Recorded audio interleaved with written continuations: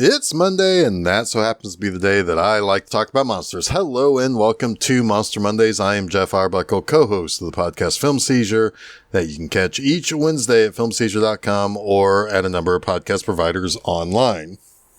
It's October, that spooky month around these parts, here at Monster Mondays. This month, I've strung together a bit of a theme. Each of the 4 movies featured this month will have a found footage or lost broadcast feel to them. All of these movies were released in the last 12 or so years, and things kick off with the lone sequel of this bunch that I've selected, Hell House LLC II, the Abaddon Hotel.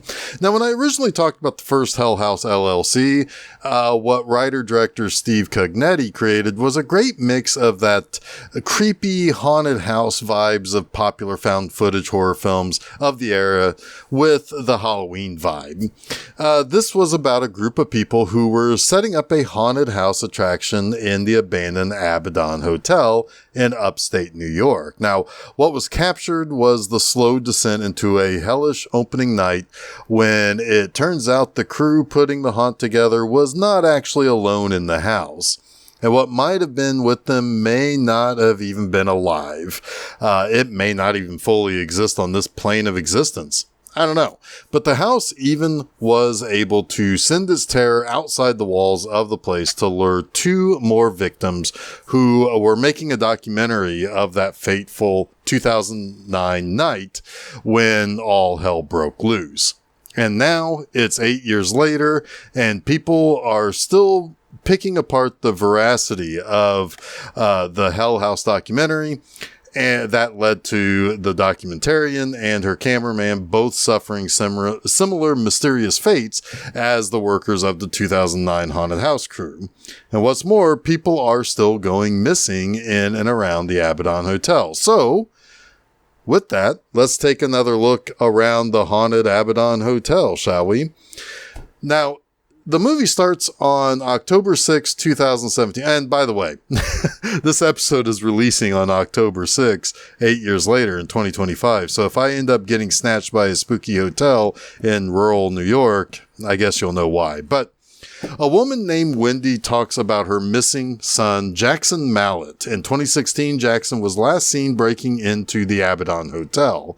He sent her random text messages about her needing to come to the hotel and that, quote, they are all in the dining room, unquote, and several messages repeating, quote, they have no eyes, unquote.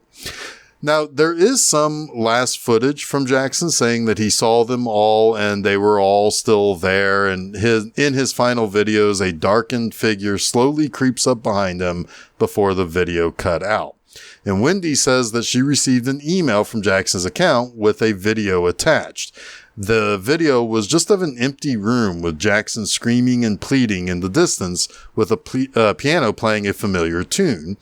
The tune was something not only heard in the original Hell House documentary, but also something that Jackson once played many years before with a suspicious message about the hotel opening in 2009. Now, what we have here is a television news report about the Abaddon Hotel called Morning Mysteries with host Susie McCombs. On this particular episode, dated October 6, 2017, she has Arnold Tasselman, a local town official, Mitchell Cavanaugh, the documentarian who survived the first film and delivered the film and footage that his co-worker and co-documentarian Diane Graves captured from interviews of Sarah, who was part of that original Hell House crew, and a spirit medium named Brock Davies. Basically, they're all here to debate the documentary itself. Tasselman has sued Mitchell to keep the documentary from getting out and harming the reputation of the quiet town of Abaddon. Tasselman says the hotel is safe and not at all to blame for the incidents that have occurred there. Brock is a medium, so, well, he's looking for a little self-promotion.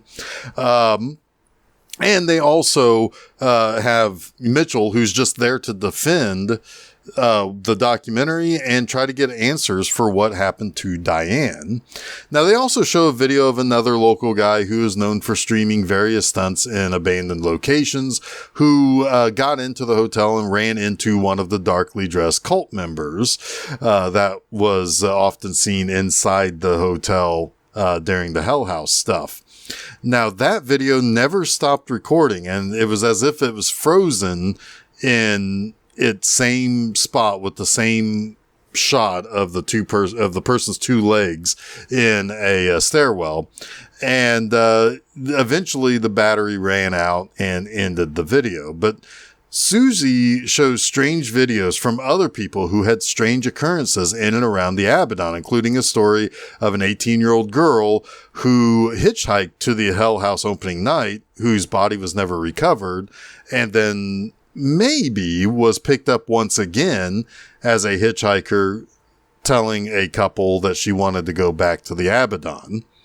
Now, meanwhile, another crew working for an online vlog called The Inside is wanting to get answers for themselves. They want Mitchell to help them get inside the Abaddon Hotel. Jessica Fox, the host of The Inside, has information from a guy who was supposedly part of Andrew Tully's cult, who wasn't there when the rest of the cult committed suicide. And so she gets this information about how Tully kept video records of everything he did inside the hotel. And he kept the tapes, as she says, in the refrigerator, but not the ones in the kitchen that were easily searched, as the crew of the Hell House haunted house people would have gotten in there and looked around, or the police after the whole opening night massacre. This is the walk-in fridge in the basement that this stuff was stored in. Now, while Jessica doesn't really believe in ghost stories, she wants to uncover whatever she can about the cultists and Andrew Tully. Secretly, she's kind of hoping this will create a spike in the website's popularity. She already had one big story that basically felled a politician who was corrupt or something. That gave a little bit of a bump to the site, and now she's looking for yet another bump. Mitchell, Jessica, and her vlogs team of David and Molly plan to break into the back of the hotel, and they will be joined by that spirit medium Brock Davies and his camera guy Malcolm. Now, Molly ultimately stays outside and unable to bring herself to enter the hotel. There's a whole backstory about how she was seemingly from the small town that was depicted in Footloose, where there's like a very religious element to her upbringing, and she's not going to go into a place that's supposedly haunted or the home of a kind of devil worshipping cult. Now, Mitchell and Jessica aren't so sure that it's a great thing that when they walk up to the back door, there's no lock. The door just opens easily. Brock, looking for more clout and sensationalism, says the hotel wants to be heard and thinks that they should go ahead and press forward. Why not? Brock and his cameraman go into the dining room where Tully and his followers committed suicide all the years before, a couple of decades before. Nooses suddenly appear out of nowhere, hanging from the ceiling, but while Brock performs a seance of sorts, they encounter a ghost girl and ultimately go missing. Meanwhile, Jessica, David, and Mitchell go to the basement where they find the walk-in fridge. And they do find a bunch of videotapes, while others are kind of walking around outside the walk-in fridge. Molly radios to the three of them saying that she's inside upstairs and when she is supposed to be outside waiting for them. And David finds Molly, who tells him that he called for her on the radio and told her to come inside to help them, that they needed a couple of extra hands. And after saying this to Mitchell and Jessica, because, David's like, something weird's going on here. I didn't call Molly to come in. Mitchell says that they need to leave now. He believes something has lured Jessica and her team there, and now it's luring Molly into the hotel as well. So they need to vamoose, if you know what I mean.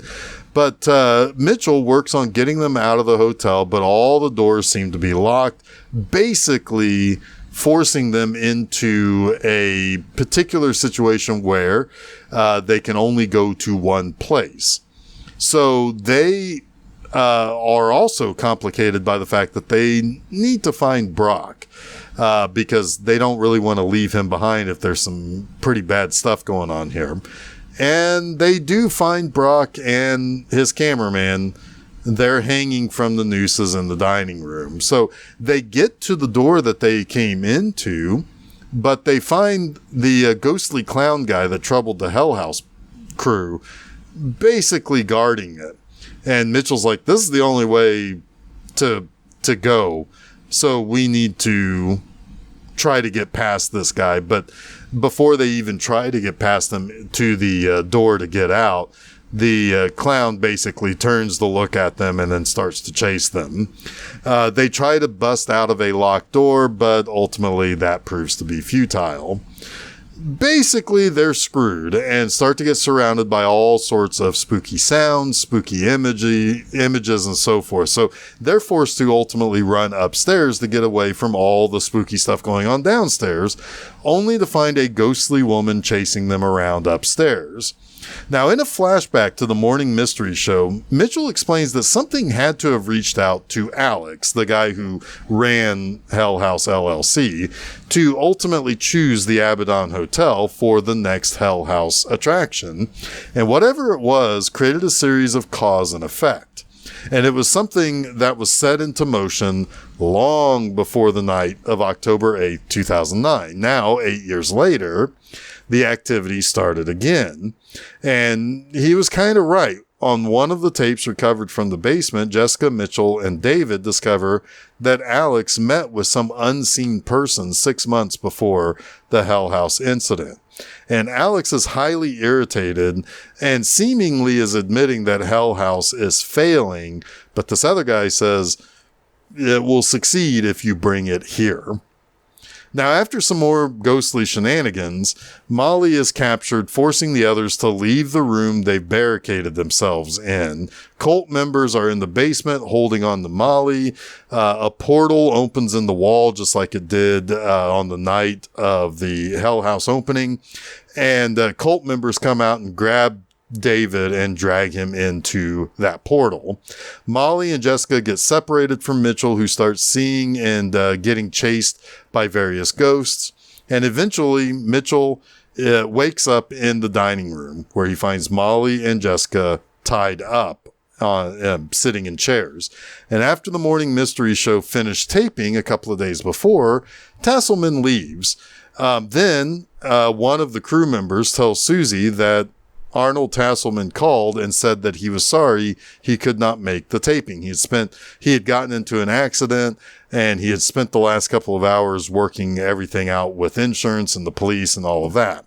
And this shocks Susie and leaves her curious as to who the hell she just interviewed during this entire program. Mitchell, Molly, and Jessica learn that Tasselman is actually Andrew Tully all along. Tully has indeed been dead for a long time as well, but he's like possessed or a demon or something. But Tully tells Mitchell that the hotel has never closed down, and there's always been something here occupying it.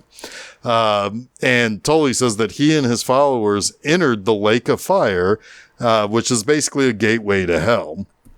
There's been a couple of references to the Lake of Fire in the Bible throughout this movie. But Mitchell's friend Diane is also there as a ghost, as is Alex and Mac from the original Hell House crew.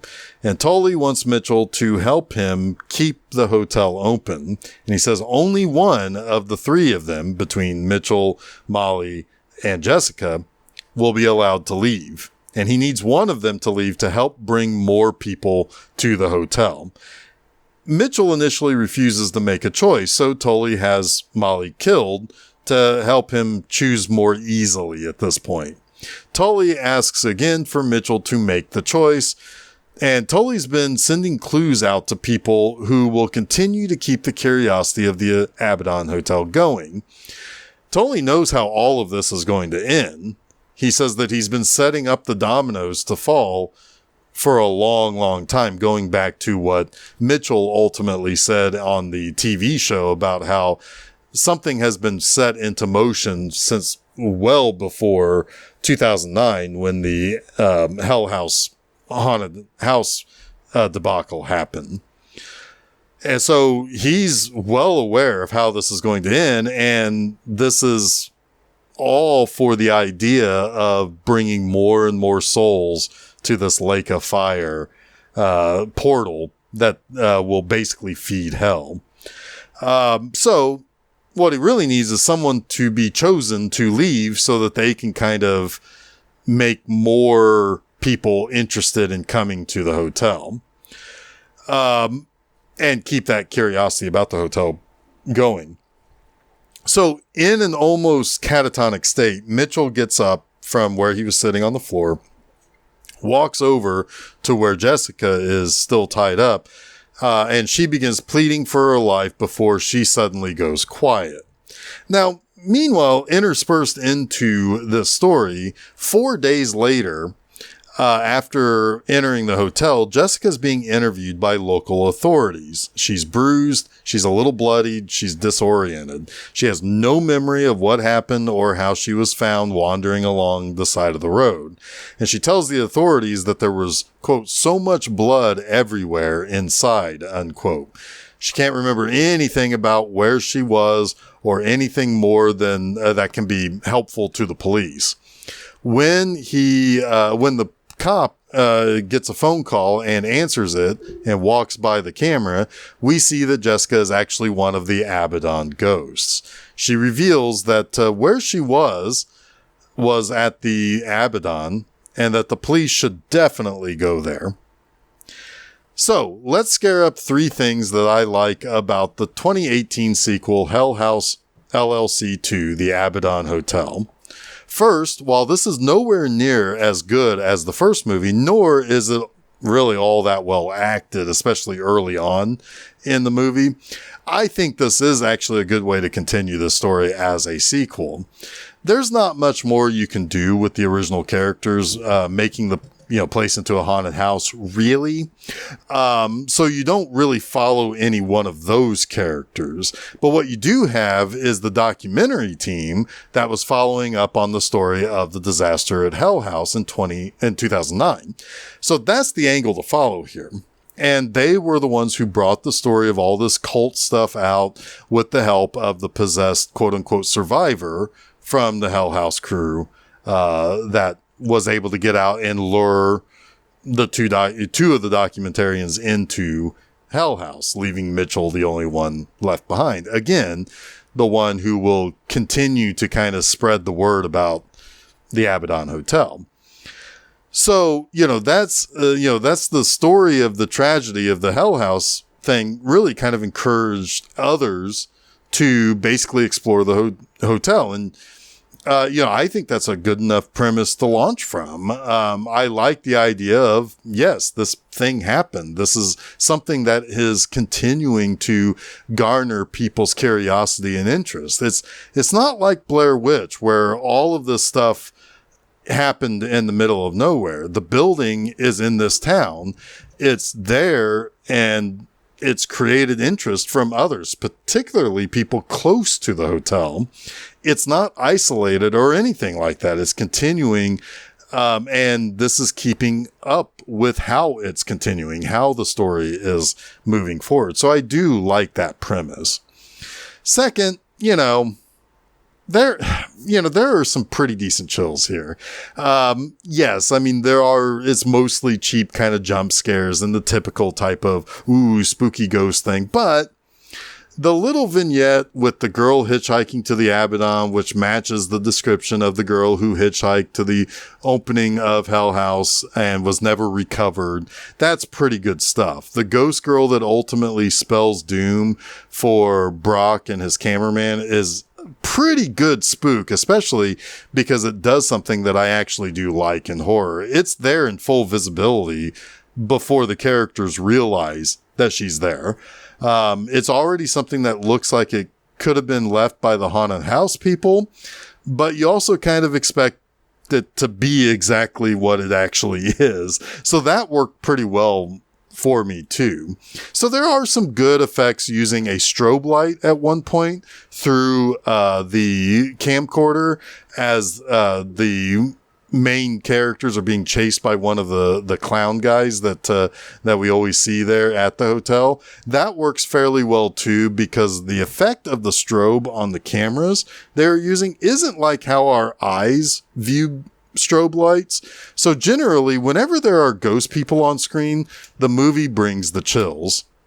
Third, sometimes you just want something that has the right vibes. You know, I've only ever seen the first two Hell House LLC movies, so I'm not sure what the other movies in the series have to offer.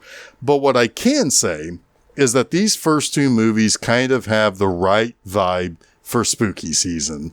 And that's where we're at now, right? So part of the reason why I that I wanted to do this movie in October is that the first one was all about a haunted house attraction.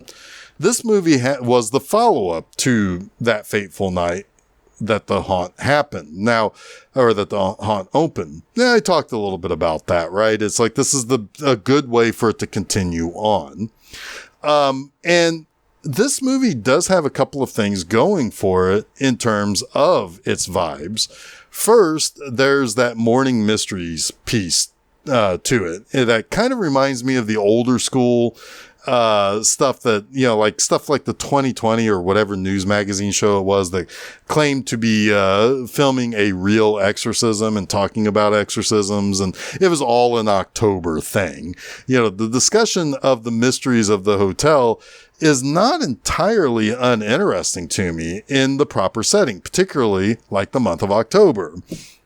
I like the little vignettes of the various encounters that had something to do with the Abaddon Hotel. It doesn't quite make a lot of sense why the one couple is videotaping picking up the hitchhiker and continued to follow her, but I don't care. It's a good spooky tale that kind of adapts the old urban legend of a hitchhiking ghost girl. The others with the urban spelunkers had some good spooks to it too. So naturally, the bulk of the movie is that group venturing back into the house, and it brings us back to that good old-fashioned haunted house feel. It's got the vibes where I want it to, and while far from a great movie, it does the tricks and treats well enough for me to give me some goosebumps, which is that's what I at least want from a found footage style movie to provide. You know, get me a little bit spooked out. Give me a little bit of tingles and goosebumps. You've set the vibes just right for me. So that wraps up this week's Monster Mondays. You can catch new episodes of Monster Mondays each Monday at filmseizure.com. Don't forget to follow Film Seizure at Facebook, Threads, Instagram, and Blue Sky. You can also subscribe to Film Seizure to get both the Wednesday morning Film Seizure podcast and the Monday afternoon Monster Mondays show at your favorite podcast providers. We also upload the stuff to YouTube. So, check those things out. And you can also check out my website, bmovieenema.com, to read new reviews every Friday morning. Next time, found footage / first-person horror goes into the digital world in 2022's Deadstream. Until next week, stay spooky.